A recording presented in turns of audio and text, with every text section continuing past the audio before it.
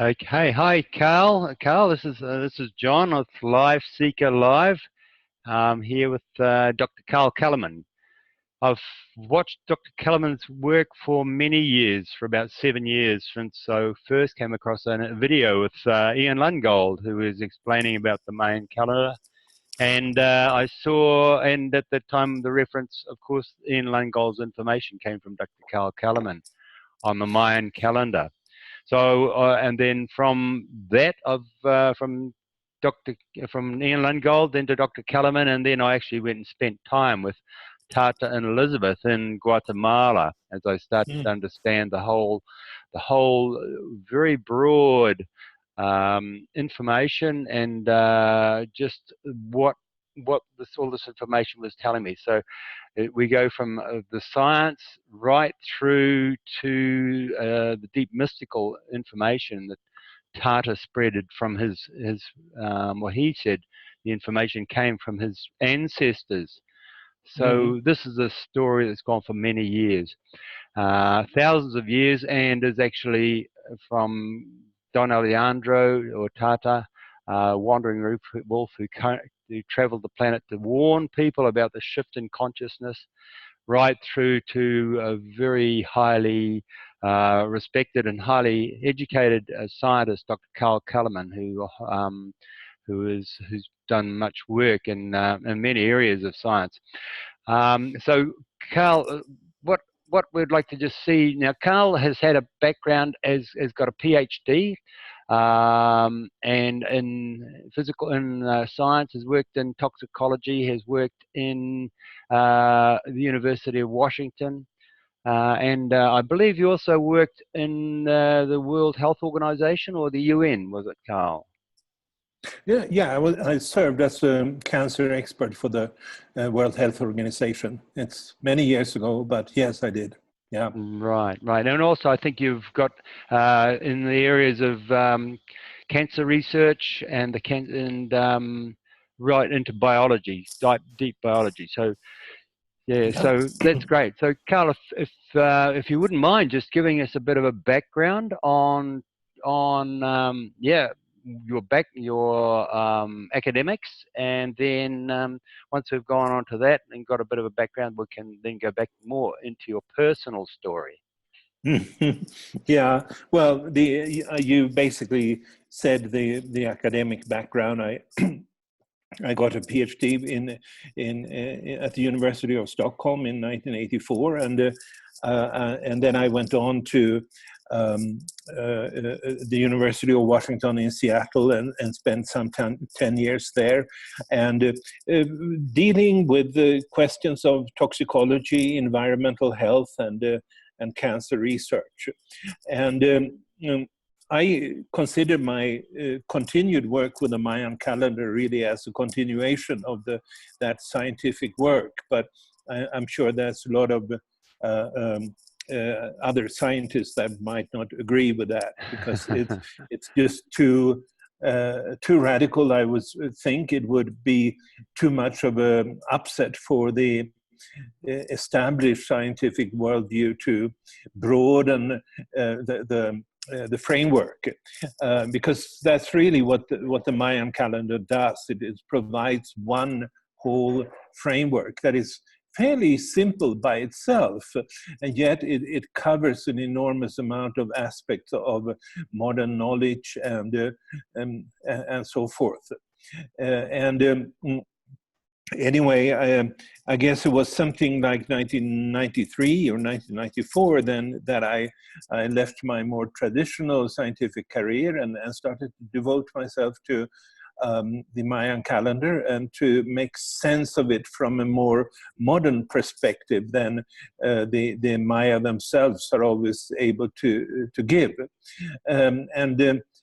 Basically, I've spent, I suppose, that makes about 25 years since then, writing books and having courses and lectures and many other things related to the Mayan calendar. Tremendous. Now I also have partially gone back. I'm teaching chemistry at a college here in New Mexico, not full time, so I can sort of combine the two, but that helps a little bit. And so, yeah. Right, great. So basically what you're saying is that the Mayan calendar is very scientific. Absolutely, yeah. Mm-hmm. Yes, I go by the ideal of science that was laid down already by René Descartes, which is that science should be empirical rationality.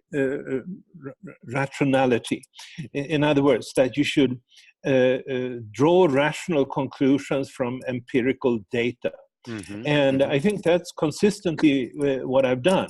I'm not trying to make up fantasies that are not supported by a large number of different facts that that there is a fairly strong consensus around in the world, especially facts regarding history and all aspects of evolution.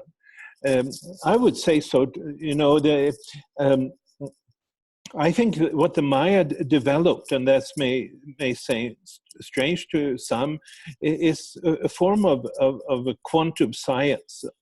That's a word. Wow. The word quantum has Right. come to be so used, and not everyone knows the original meaning that was given to this by Max Planck and Einstein and Bohr, which is that that the energy waves can only have certain particular quantized values, and that's exactly what their pyramids show. They have built in terraces in 9 levels, and each of those levels is a level of evolution that is developed by one of these waves. Mm-hmm. These Okay. waves are exactly what you would call quantized in according to modern science. They differ by a factor of 20. So when you climb the pyramid in 9 steps, you increase the frequency with 20 times every step. But there's nothing in between, and that's exactly the meaning. So I would say that in that particular sense, they were some kind of pioneers of quantum science. To me, this is just another science, and I think the reason that many more official scientists have a problem with this is that it implies that there is a purpose to existence, that there is even an underlying plan, and that's sort of not considered acceptable in the ideology of modern science. Right. But to me, that's what really gives it meaning and makes it interesting for all of us. For sure, yeah. Well, that's right. Your book, The Purposeful Universe, and that whole thing, your whole 4 books, 4, is it 5 books you've got now? I think now it's probably 6 or 7. I'm not, yeah, I could count. But it's in that range. It's in that range. Yeah. Great, yeah, and basically they all sort of are all quantized in their own way, aren't they? Because they started off at the beginning, and your whole understanding and your mapping mythology, what we call mythology, but what really you're showing, it's not mythology, it's quantum fact, it's scientific information that's actually built into the Mayan calendar information, and so you've relayed that out. So no, it's going to be interesting because probably a bit later on, I'd actually like to be a bit mischievous and ask you about some of the current situations on the planet, such as things like what's happening, with the Trump situation, Trump and the feminine and the North Korean situation, how that actually fits in as a practical application. And not only that, of course, is the East-West thing. I'm living here in Asia, and I'm really sensing the difference in the whole whole area here is actually booming. It feels there's a lot of Oh, yeah. energy here, a lot of development right through the desert. The Silk Road area, right through the Kazakhstans, all the stans, and so I feel a real Mm-hmm. big sense of energy moving here.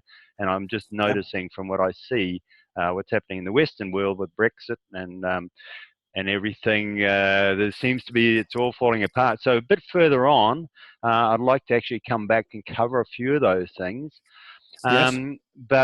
So you've given us a bit of a start at the background, a bit of a roundup. But if we could just find out a bit of your story, where you originally came from. You've Mm-hmm. covered a bit of your background, but if you just give us a bit of your story again, that'd be excellent. Just to give us an idea of Oh, where you were oh, born okay. and things. Well, I was born in Stockholm in Sweden, and that's also where I grew up. And I guess I spent the 34 first years of my life in Sweden. Mm-hmm. Of course, that has influenced me, and you can still hear it in the accent. And Mm-hmm. I still identify a lot with that country. I started then to on a scientific career and as a graduate student. And then in 1979, I saw a posting on a bulletin board at the University of Stockholm, which said that come to Mexico and learn Spanish. Okay. And in 2 weeks or something. Right. That it just pulled me. I mean, Mm-hmm. I had some vague attractions earlier to Mexico, and I've heard about the pyramids in Mexico and in the Mayan area, and was fascinated by the fact that these structures existed in both the old and in the new world, as it's called, and that they were not so separate in time. They are separate in time, but still, it's the idea to invest these enormous energies that you must in order to build a pyramid. Well, yes.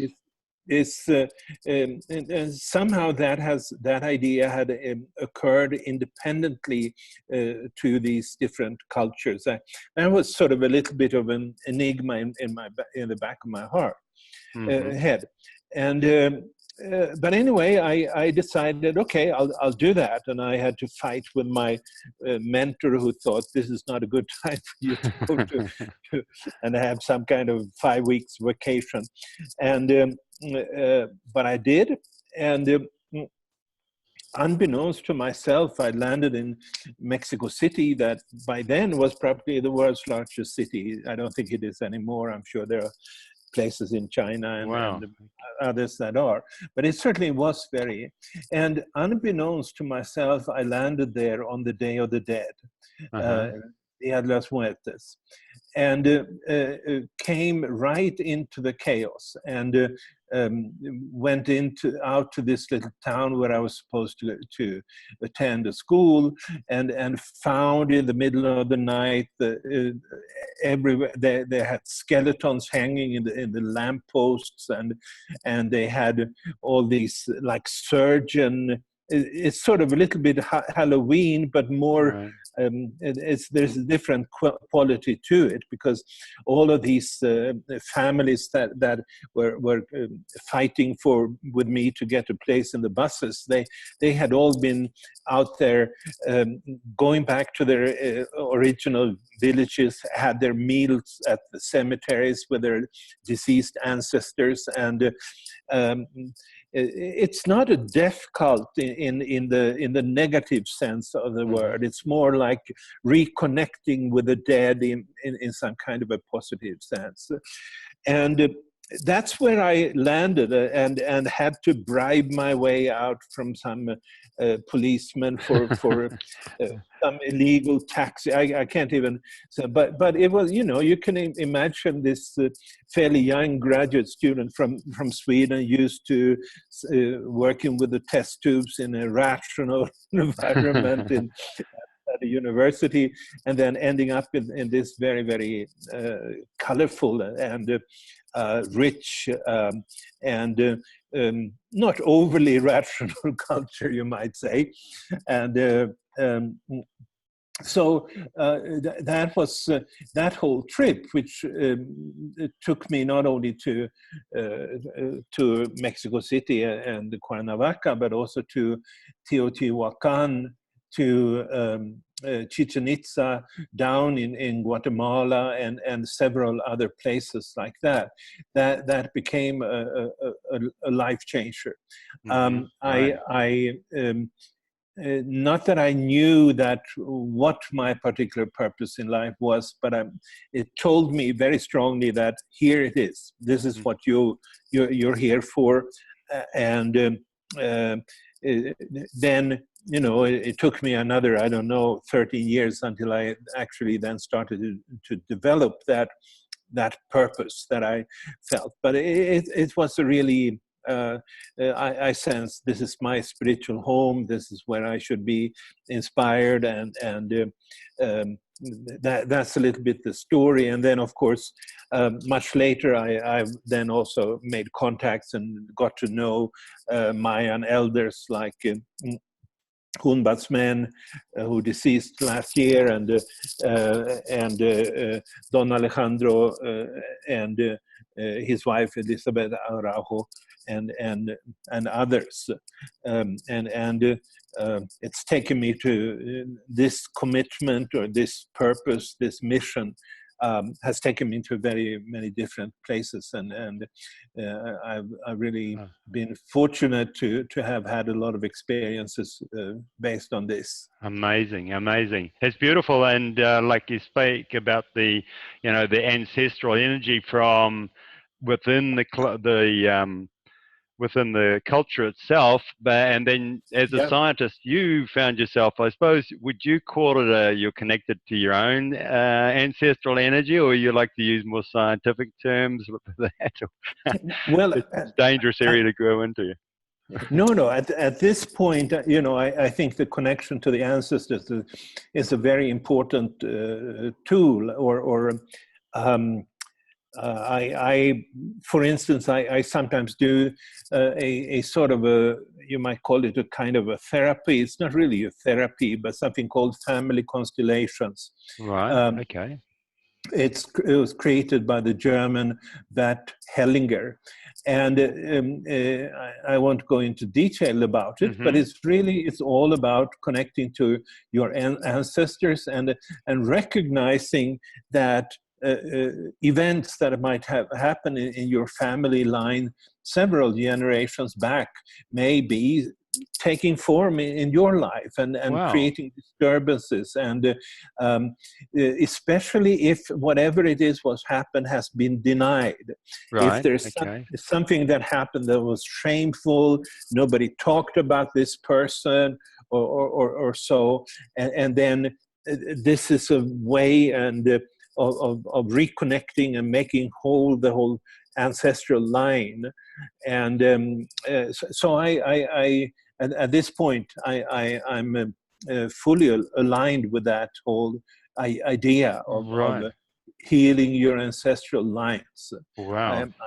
I guess I was not, as a 29-year-old scientific graduate student, but things change, they say. Well, that's right.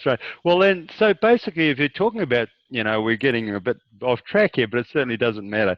So really, healing your family lines, really about healing your DNA, or also talking about the quantum aspects of your own personal DNA. Would that be is there some sort of aspect around your DNA? I mean, it's such a fascinating area, DNA. That we've actually got. There's so much amazing information just in one teaspoon of it, I think. But anyway, it's just. but yeah, I'm just the aspect of quantum, the aspect of science related to DNA, past trauma and passed on ancestrally. Yeah, Yeah, that's a big area. yeah, yeah. It is. It is. Uh, Could be I called am not sure spirituality. about the role of DNA in it, but I do feel there is an ancestral connection, and I think today still all the indigenous peoples, including the Mexican people that have this Day of the Dead, the Dia de los Muertos celebration, that they are more inclined to uh, um, honor their ancestors. It's still, they're still there. The ancestors are with them to an extent that not everyone in the modern world otherwise will recognize or honor. Right, yeah, it's a sort of a difficult subject. I mean, it shouldn't be difficult, but we have got such a science bend Yeah. in society that to talk about anything apart from what you find in a test tube is difficult, and that's why it's fantastic that you are available and have experienced both. I know with Tata, of course, Don Alejandro, Wandering Wolf, and Elizabeth, you know, he always said that his ancestors that got him on the called him on and that Mm-hmm. put him on the road of researching and traveling the world, which he's done all his life. So he's Yeah. definitely strong on the ancestral aspects of it. Um, Yeah. that's great. So you travel so from there, really, where are we now? You've got what was it that actually triggered, and how did you move into the Mayan calendar? Is there something special that happened there, or something you saw that triggered you there? Well, the whole trip to Mexico, not only the Maya, but the whole trip to Mexico put me in another space of receptivity for other things. But I did also connect at this time. This is 1979, and it's really before anyone in the modern world was really talking about the Mayan calendar. Um, but I did become at least briefly familiar with it. I did learn about the shift year that was coming up, and which at that time seemed to be far into the future. I read Michael Coe's book, The Maya, and he placed it on 2011, which I did consistently also afterwards. But I also learned about this, the peculiar, you might say, calendar that the Maya were using, their sacred calendar, the 260-day calendar, that where every day had its particular energy, and was symbolized with a number and a glyph. And so I heard about that, and it just seemed that this made sense to me. Right. Okay. The whole idea that maybe there are some underlying energies that are playing a role. I just had that intuitive sense, and as a kid, I had always been interested in history, and it seemed to me that there were some kind of patterns, and of course, when you come to the Maya land, you're faced with the whole question of why was this culture abandoned, or why did they abandon these sites, and which brings up the whole questions of the ups and downs of civilizations of different kinds. So even if there wasn't like a dramatic encounter with the Mayan calendar at that point, I did hear about it, and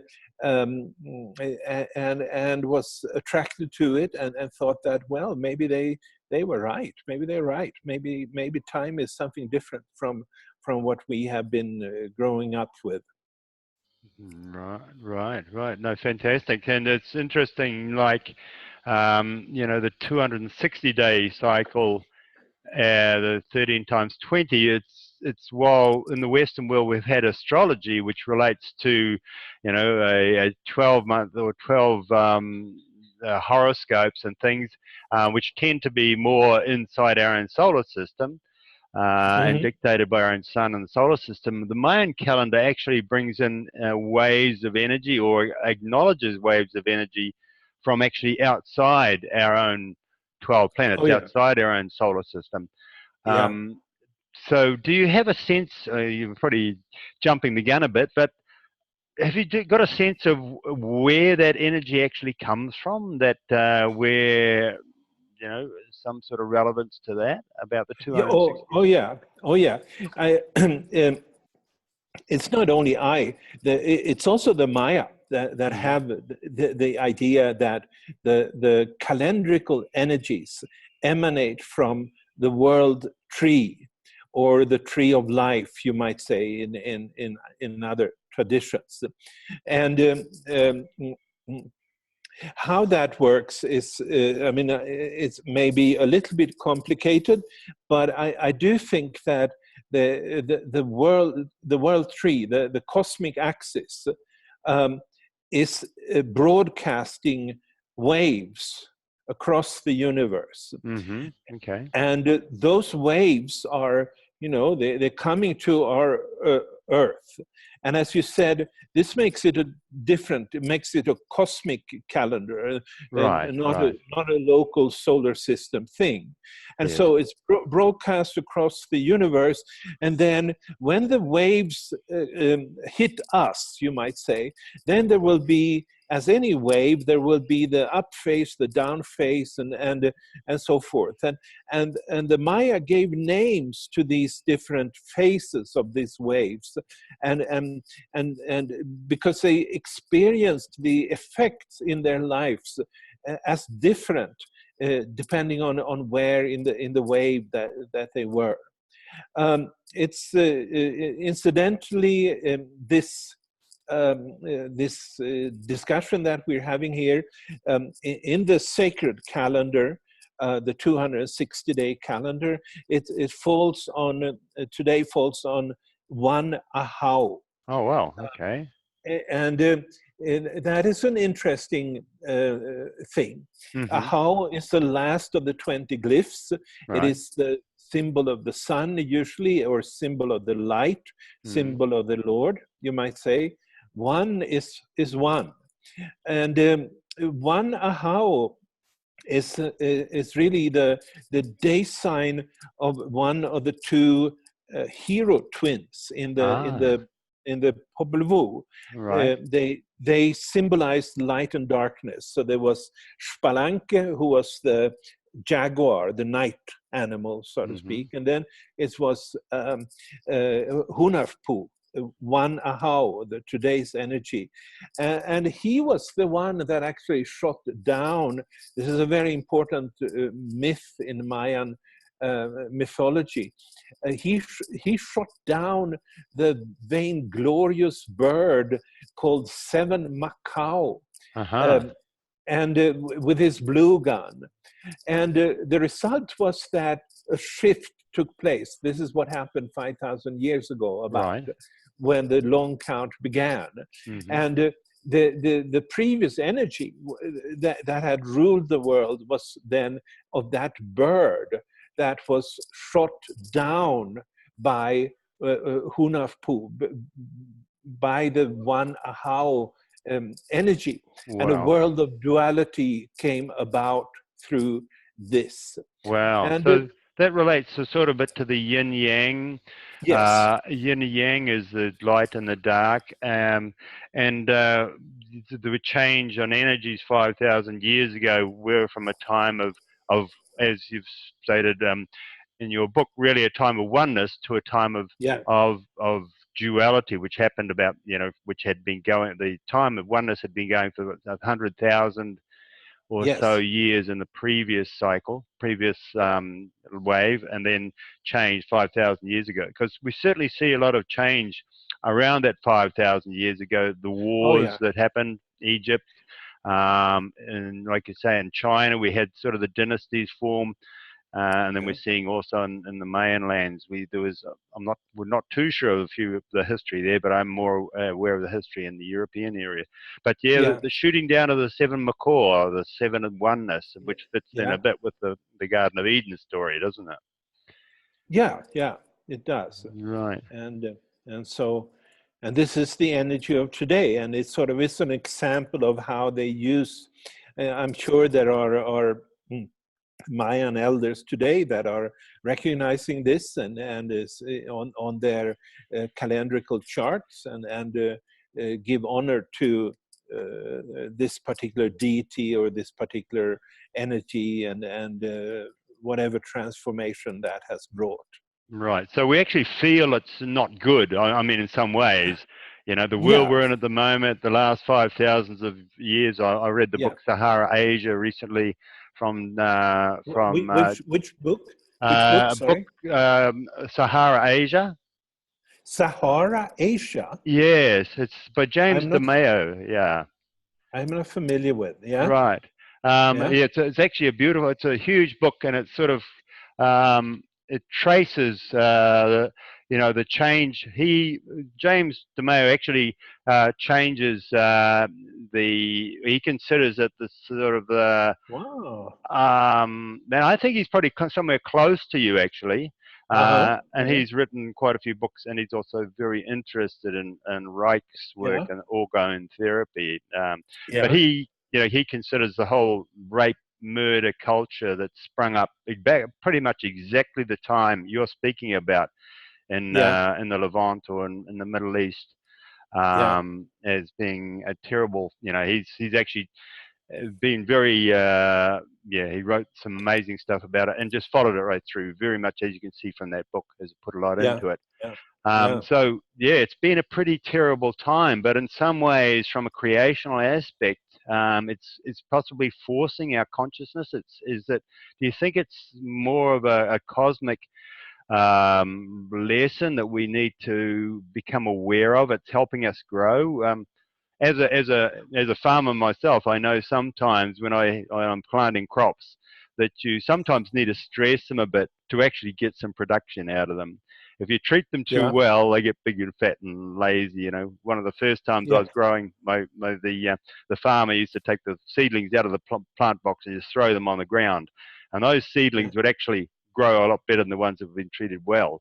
So just from the point of view of a bit of stress is actually important for us to grow through some of our own embryonic phases. Is you Yeah. know Yeah. how would you sort of relate to the necessity of pain, or it's just something that's happened for us to actually break through? We've got to realize with consciousness, not the physicality. Yeah. Well, I think the way I look upon it essentially is that civilization comes at a price, Mm-hmm. and the civilization comes out of a dualist mind. A dualist mind is necessary for making all the distinctions that were necessary in order to bring civilizations about. Mm-hmm. Just take such a simple thing as the production of metals from ores. You have to have a mind that is able to make that distinction in order to systematically make use of it in order to create the metallurgy and so forth. And so whether you like civilization or not, I think this kind of a discerning, rational mind is necessary in order to produce civilization. Mm-hmm. On the other hand, this duality that was created, that the Maya would symbolize as Hunahpu and Spalanke, the yin-yang duality, Mm-hmm. that creates a mindset of dominance, of duality, where one side of humanity dominates the other. And if you have downloaded that kind of a mind, then you'll tend to see reality through that mind and think that this is the only way that the reality can be.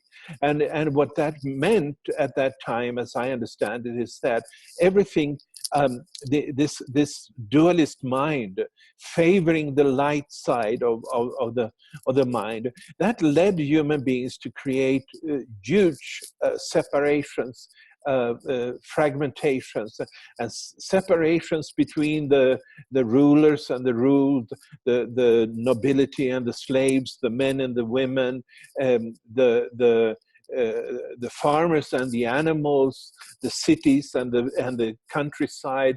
All of these are dualities that the mind that then was downloaded has imposed on humanity. And so Okay. even if I would say there are good sides um, to civilization. It's nice to have a warm shower, and it's nice to have a fairly certain supply of foodstuffs and so forth. Yeah. Then at least in the beginning, when this mind of discernment, the mind of duality first landed on humans, so first came from the cosmos to this earth, it created tremendous warfares and also tremendous oppression within the societies between certain elite groups and the broader masses of slaves that were usually the case in most early civilizations. Wow. So that's how I look upon it.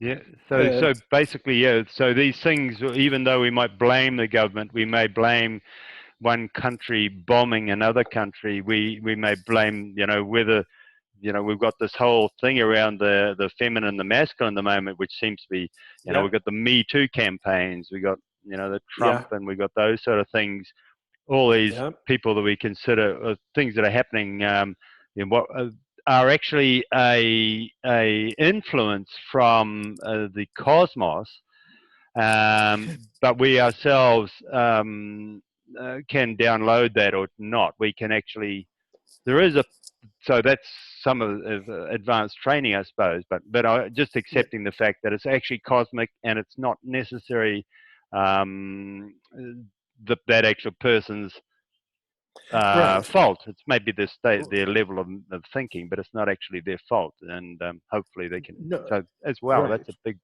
concept. That. Yeah. I think so. And, when it comes to this, there are nine levels, as I said, in the Mayan calendar system. And the one we're talking about now is the 6th level. And that's the one that usually goes by the name of the long count. And it's, as you pointed out also, there's a tremendous amount of cultures that that take at least their mythological beginning at that point in time. In the Mayan tradition, it's August 11, 3114. But the Vedas, the yugas, I mean the Kali Yuga, which is supposed to have started 3005, which is just 10 years different from the Mayan, and so so they had the same sense in ancient times. They never developed that kind of an advanced calendar system as the Maya, but still they had that starting point.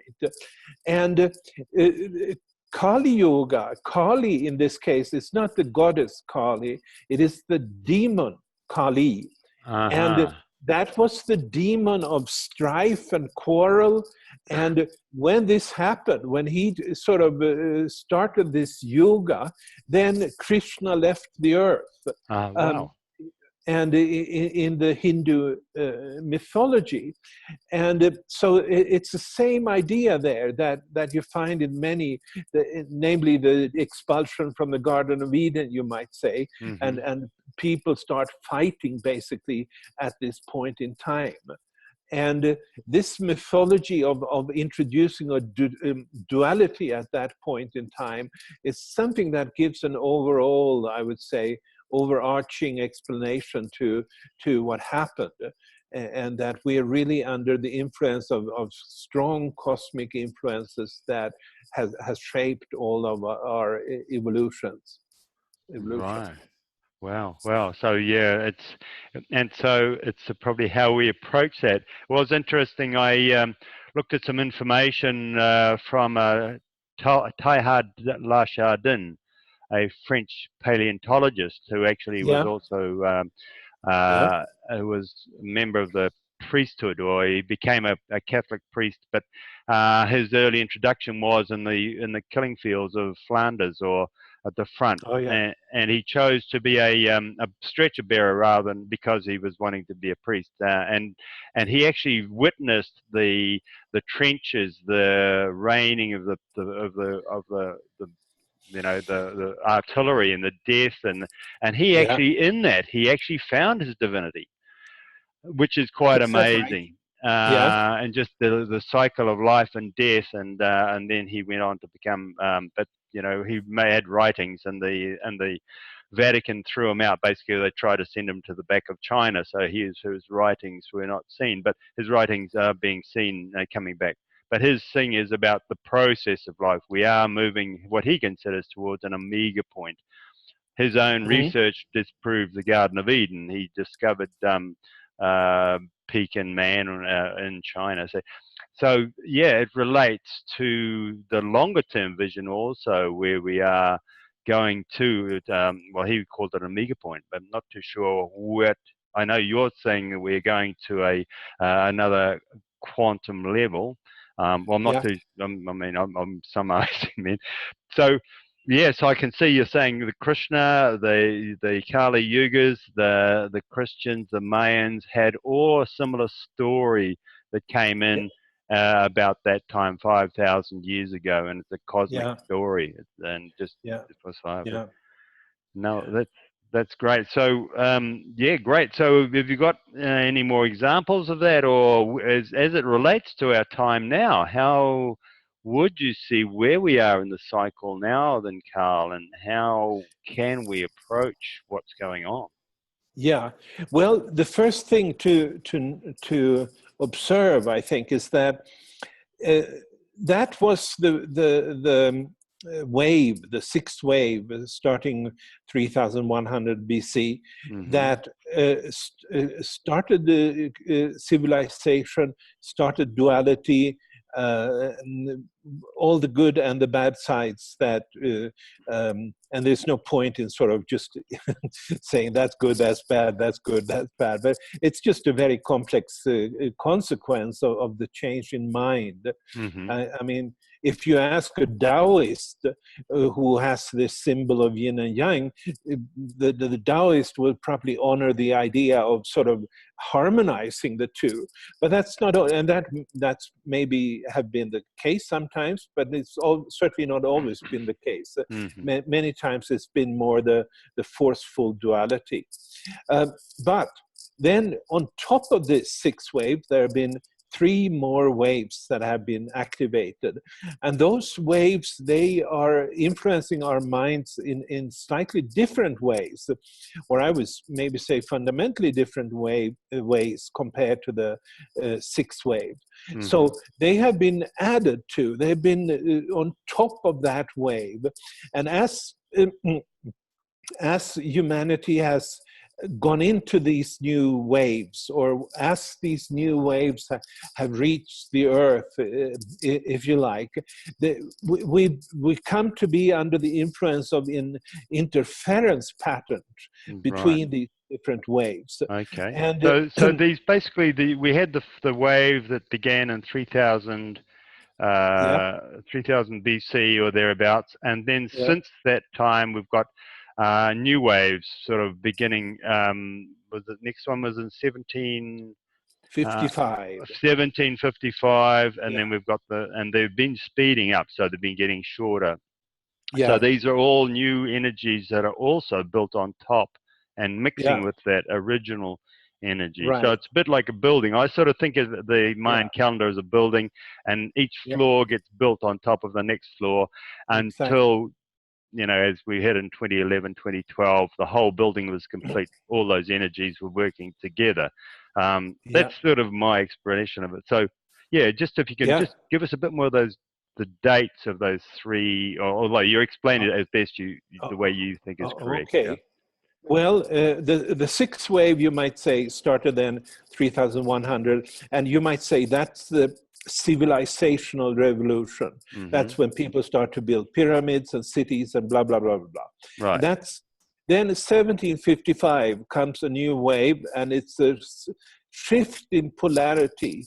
Mm-hmm. And that, you might say, is the Industrial Revolution. Mm-hmm. And then 1999 comes the eighth wave, and on one level that is the digital revolution. Mm-hmm. That's really when internet becomes interactive and smart technologies are coming out, and we, in the continuation in the future, we can see the potential of robotization and so forth. And then, but on top of all of this is the ninth wave that was activated only in March of 2011. Mm-hmm. And that doesn't bring necessarily a new revolution, technological revolution. Rather, it's a return to unity. It is like a wave that it has higher frequency than any of the other waves, and it's only been active now for 7 years. And we can see some signs of it, but certainly humanity at large has not gone into this wave yet. Right. And I would say that today, the combination of all of these waves are creating an interference pattern or a field, you might say, where that influences us in its totality. And we as individuals, we can sort of choose to create resonance with one or the other of these different waves, and follow along or not follow along. And I believe that awareness of these waves give people a more advanced choice as to how they want to be part of shaping the future, not only of themselves, but the planet at large. Right. And I just if we can go back there a bit, Carl. I certainly get that. There's a fair bit in what you've been saying, but one of the things I noticed about in the 1755 around that date is also I think it was the establishment of the banking system, the Rothschild. The Rothschild banking yes. system was set up pretty much exactly that exact same date. And the whole financial system that's been with us since that time, and it's actually sort of, I sense that it's strangling us now with trillions of dollars in debt to who we don't know. And one of the things also about the Mayans, they actually had around debt. They actually, I believe, that every 50 years all debt was forgiven. Have you got any understanding of that aspect of it? Sorry, I'm leading off track here, but still. Well, you're bringing up many things at the same time. Yes. It's the time also, you might say, of when Australia becomes a British colony. Yeah. Maybe 10 years later or so, it's the American Revolution. So it really is big changes, and certainly a big change in the banking system that becomes more generalized, so to speak, and it's.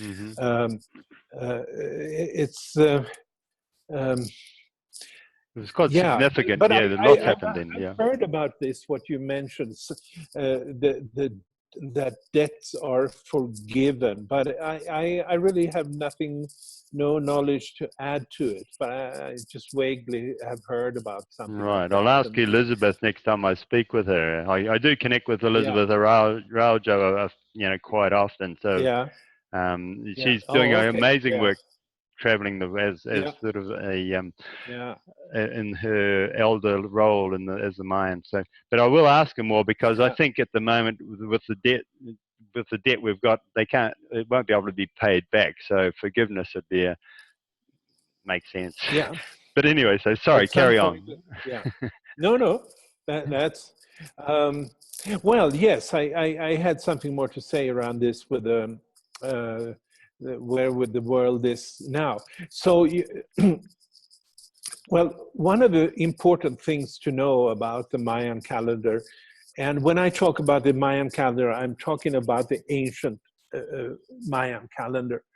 And one of the important things to know is that the ancient Maya wrote just one inscription about what would happen at the shift point 2011, 2012. Mm-hmm. Just one. And what this said was that at that point, the 9-step God, or the 9-pillar God, would appear in his full regalia. Uh-huh.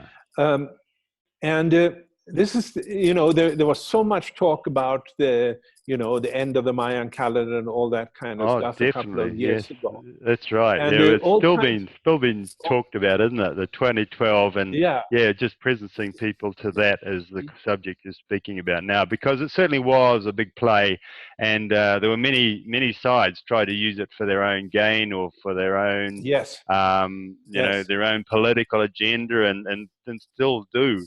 And yeah, that's why it's and still so do. amazing that you've looked at the scientists of it, and certainly since that time we have seen an incredible increase in frequency and technology and Yeah, travel, pretty much in so many things. So while it didn't actually happen on that day, I yeah, certainly see it and feel it. I live in Thailand, and I mix with a lot of internet nomads, some young people that travel through Chiang Mai and things. And we yeah, talk about cryptocurrencies. They talk about all uh-huh, sorts of internet businesses, and we talk about the robotization, AI, and yeah, all of these things. I'm thinking this is sort of a pretty left brain stuff. We yeah, aren't really also looking at what's happening on the right brain, what's happening in nature. right, So that's another aspect of it. But I just thought I'd yeah, re-present that you are speaking about 2012, which has been very controversial. So yes, continue yeah. with that there, Carl. Yeah, well, I do want to, first of all, I want to point out how remarkable it is that the people in Tortuguero, I think in the 7th century AD, Mm-hmm. wrote an inscription about what would happen in our time. Wow. Yeah. I mean, it's blowing, but Mm-hmm. they actually did that. And that's as if we would write something about what would happen in the year 3500 or something like that. And Wow. nobody would do that. We would be completely at a loss as to it. And I would think that the Maya would be at a loss also in sort of having a detailed or any kind of detailed picture of what would happen in the world today. But they did know on some level, they did know that this was a time where all the waves would be activated for the first time, Wow. really. And that's what they talked about as the 9-step deity, which is really then what the pyramids are metaphors for.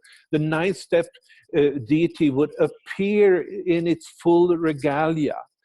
And the deity here is not what we think of as deities. It's more, ku is the Mayan word for it. It's more the divine process of creation, you might say, would Mm-hmm. appear in its full regalia.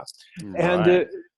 that means that all of the different levels of the 9 different waves would be accessible to human beings, and all the entire potentiality of this creation is at hand. Wow. Now, Wow. That's awesome.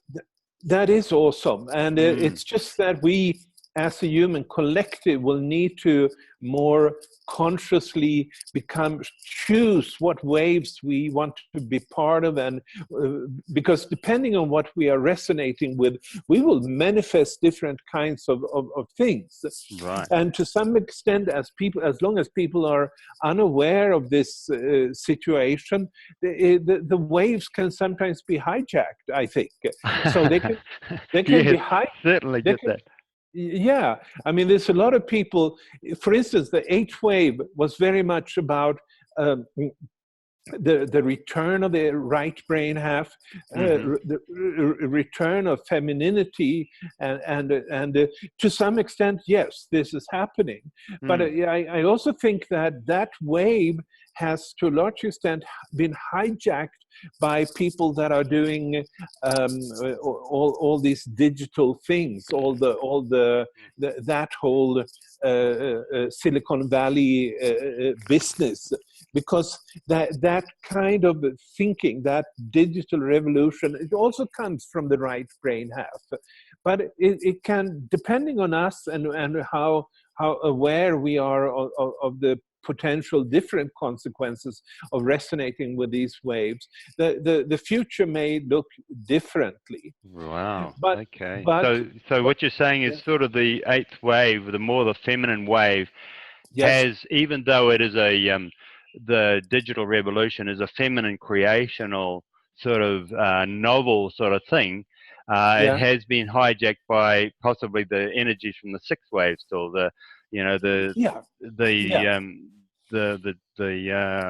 we're saying, the industrial forces as well. So like you're saying, so these understandings, these energies are there, and actually some people, or in the past, they've known that they would be there 1400 years in the future, but you've got both the good and the bad. People understand this and choose to use them in a certain way, so they plan ahead.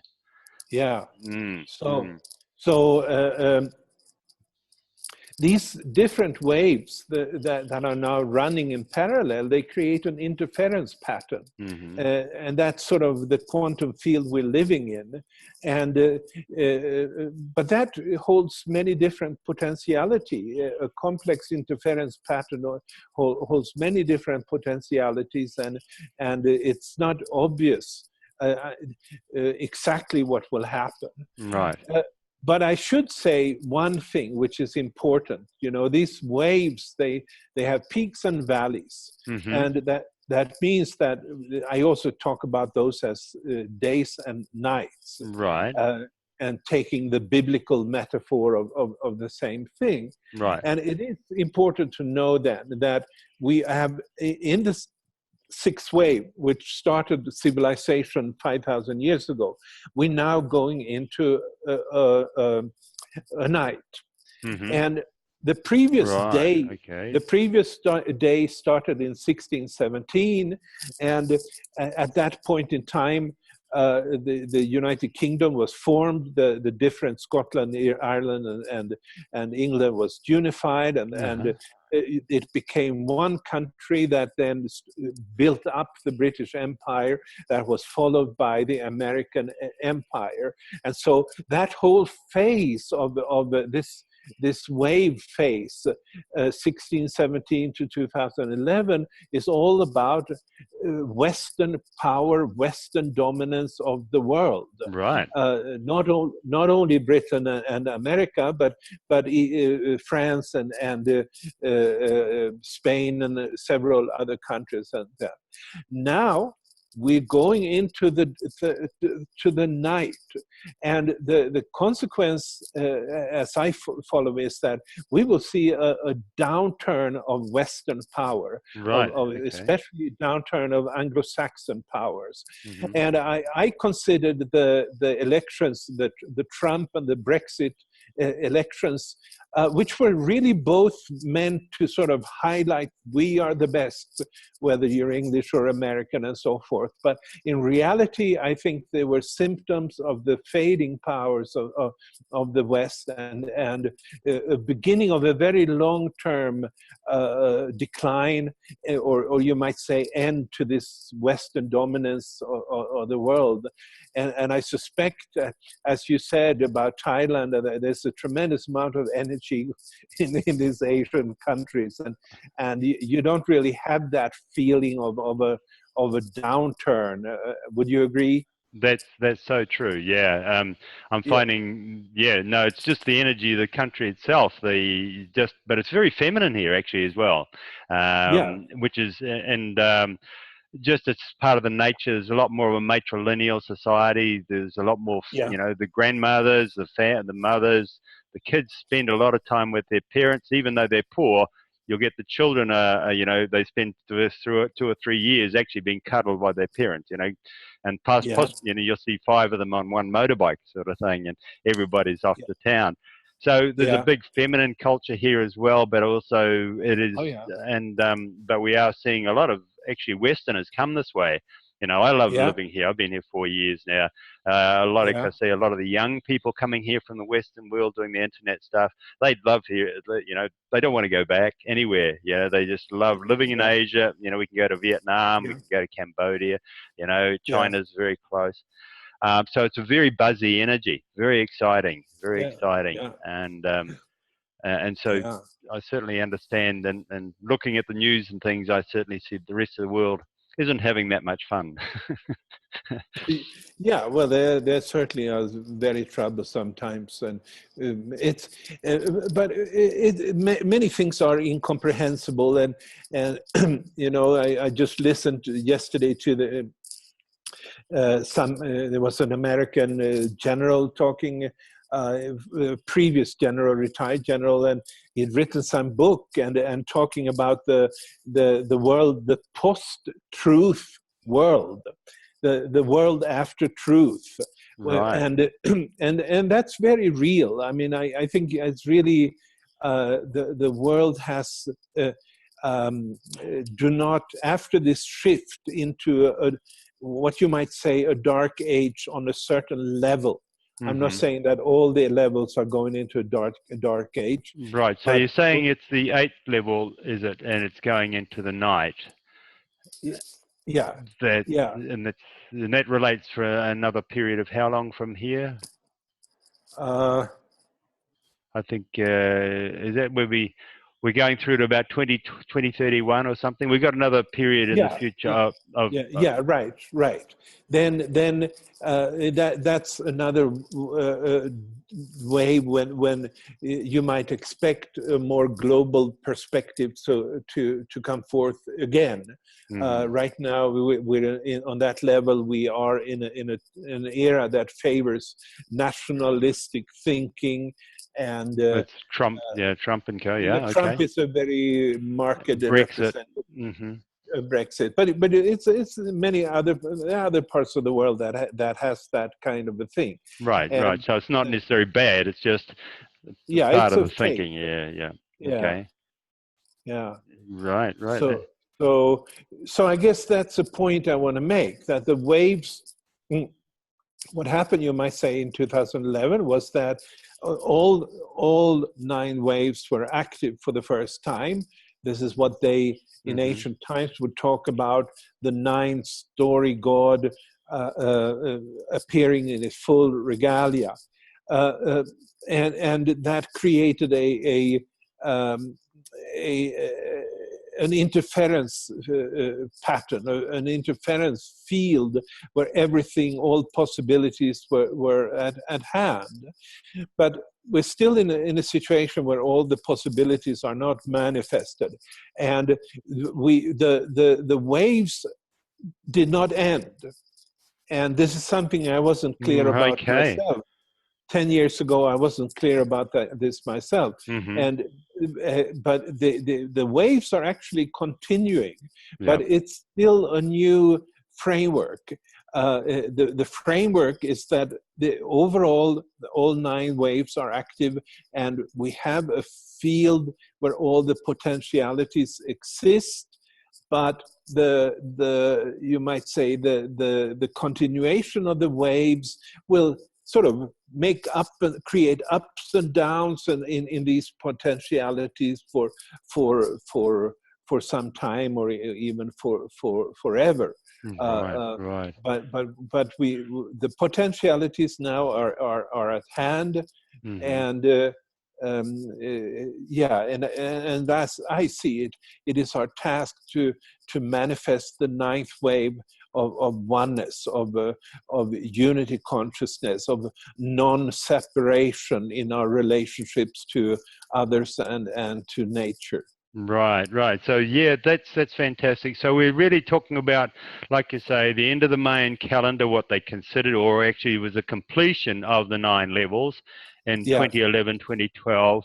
yeah, Then we move into the ninth level is a unity level, yeah, where both sides of the brain are balanced, but we're still actually yeah, being affected by the influences from some of the previous energies are still somewhat being hijacked, yeah, and yeah, so the time of the feminine and the 8th wave really hasn't had its time to express itself, and we've got to be aware that there's something happening there with the robotization, the AI, that is not yeah, allowing the natural to come through. But yeah, we've got to the 9th level now. That potential is there for us all if we tap into it and manifest from that space of oneness, of unity, of non-duality, which is a quantum energy coming from the cosmos. So yes, that's what's possible right now, and not only possible, it's really much the only way forward. Just yeah, so with just one quick thing, I'm interested also in nature. We talk about technologies move very fast, yeah, etc. Do you have a sense of, like, I'm sort of at a interview with a whale whisperer, Dove Jones from Hawaii last yeah, week. She was speaking about her communication with the whales as being holographic, about yeah. having messages come through. I'm a sense about what would be happening with nature, about the whales. Is that also affected by this energies, do you think, or in a different way? They may be tapped into a different quantum energy or quantum field. Well, I suspect there is some kind of a effect. Yeah, recently it was discovered something interesting when it comes to the whales,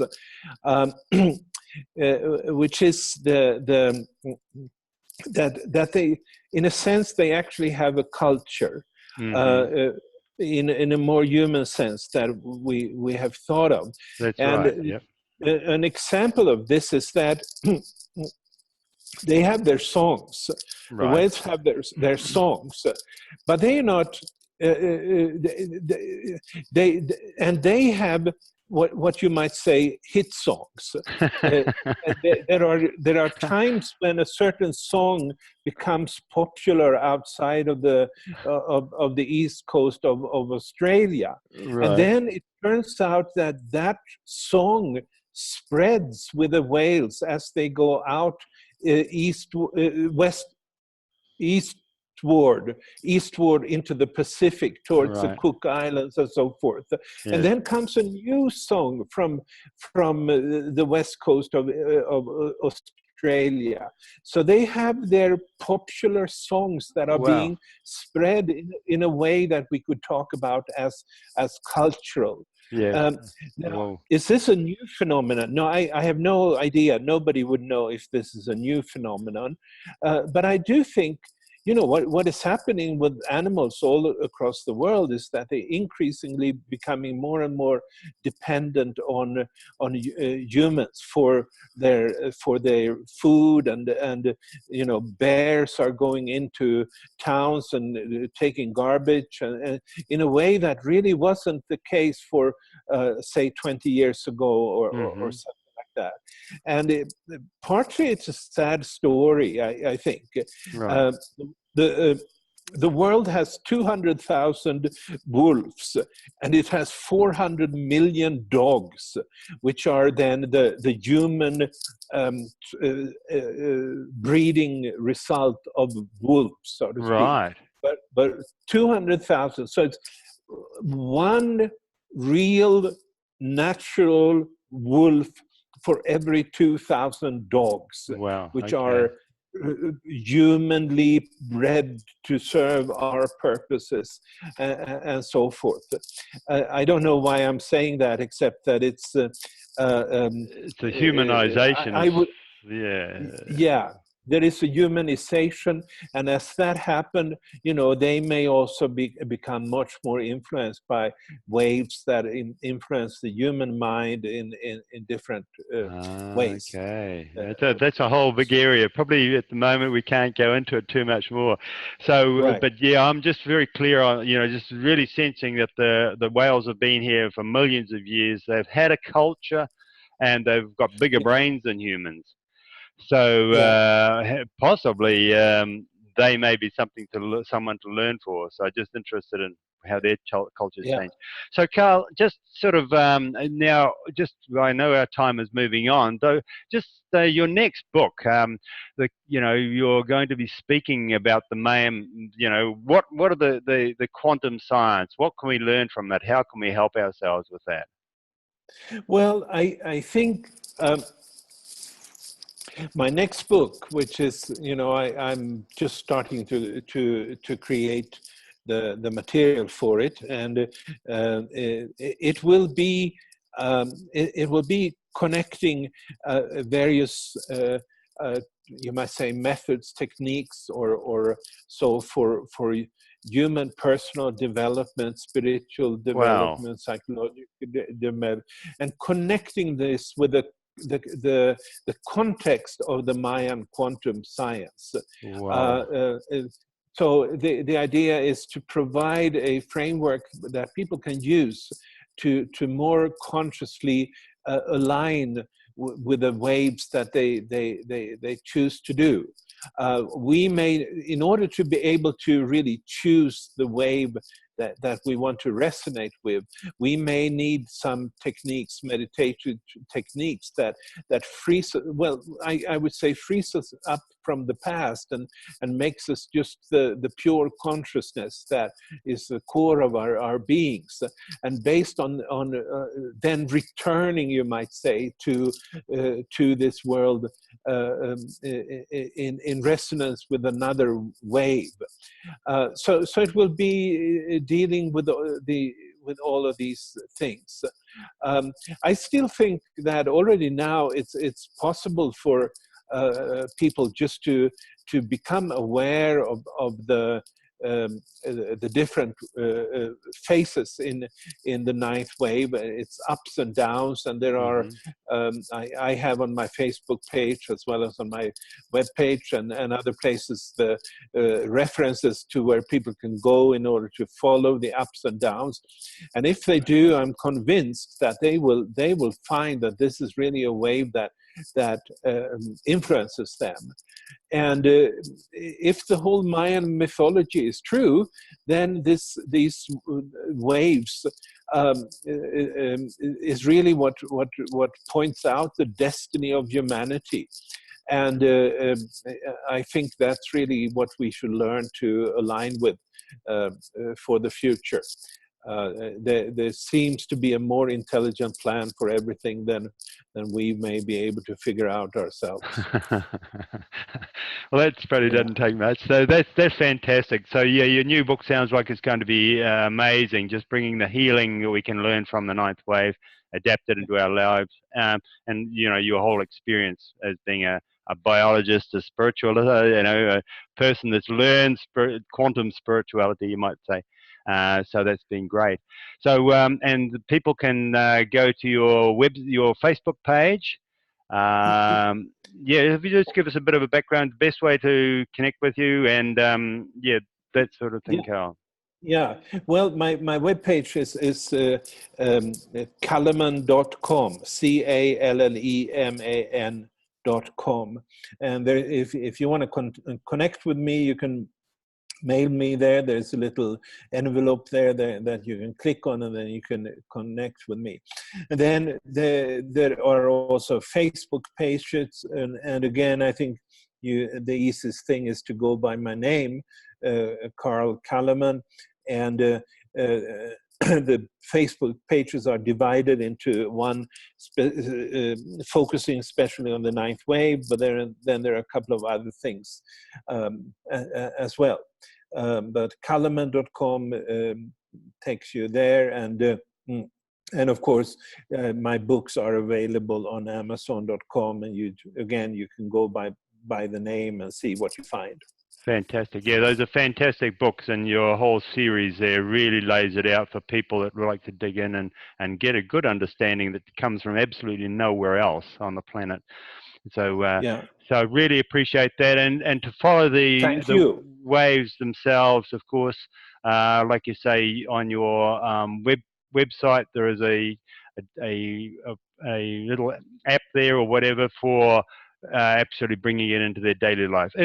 Was there an app created that people can put on their phone that tells them what the daily process is? Oh, I see. No, that's not yet created. It's been delayed. Right, but right. It's it has to be done soon. But there is that web.